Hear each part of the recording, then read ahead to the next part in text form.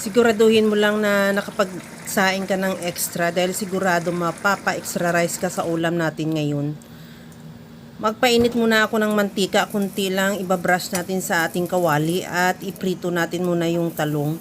Kunting mantika lang talaga ang nilagay ko para hindi naman mag-absorb ng maraming mantika yung talong dahil alam naman natin ng talong talagang nag-a-absorb yan ng mantika, nagsisip-sip yan. Kaya kunti lang ilagay natin at pagka nakita naman natin na medyo pula na siya, saka na natin baliktarin at hindi naman talaga kailangan lutuin talaga ng totally yung talong dahil lulutuin pa naman natin ulit yan mamaya.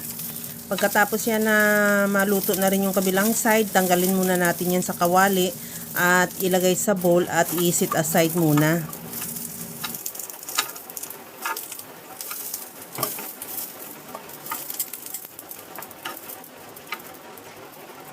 Sa disin na kawali, maglagay na ako ng medyo marami ng mantika dahil ipiprito na natin yung ating galunggong. Bali, 4 na piraso yan.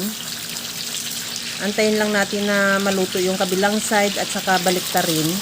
Ganun lang din, kailangan lang natin talagang medyo toast yung ating isda dahil talagang masarap siya pagka medyo maganda ang pagkaprito natin.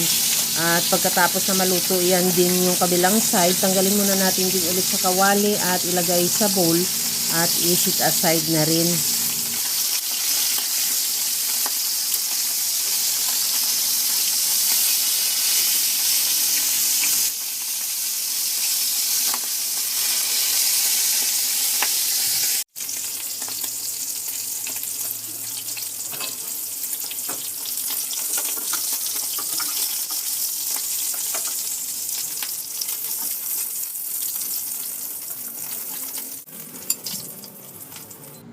Ilagay ko na yung gata, bali 2 cups na gata sa kawali at ilagay ko na rin yung luya, kamatis at sibuyas. Timplahan ko na ng asin at paminta. At maglagay din ako ng bagoong. Luto na bagoong yan, yung gisado na siya. Pero kung halimbawa medyo hilaw pa yun na bagoong ang nailagay mo, pakuluan mo lang ng mabuti. Okay, mas maganda igisa mo muna. Tikman ko na rin kung ano pa ang kulang. Maglagay na ako ng liquid seasoning. At antayin na lang natin kumulo yung gata at ibalik na natin yung ating isdang pinirito. Isunod ko na rin ilagay dyan yung pinirito nating talong. At takpan ko muna ulit hanggang sa maluto lang din totally yung talong. Dahil half cook pa lang naman yung kanina ang pagkaluto natin. At bago ko siya takpan, ilagay ko na rin yung siling green.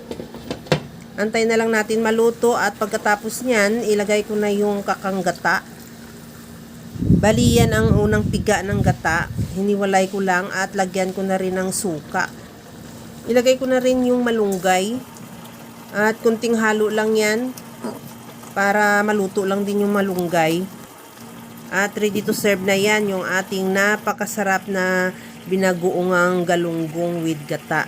Kaya mga kalasa, kung nagustuhan mo yung ating video, please like na lang at pakishare na rin sa inyong mga friends.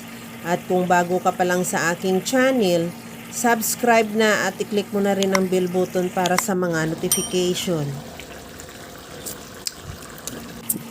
Okay na to, hanguin ko na lang yan at ready to serve na.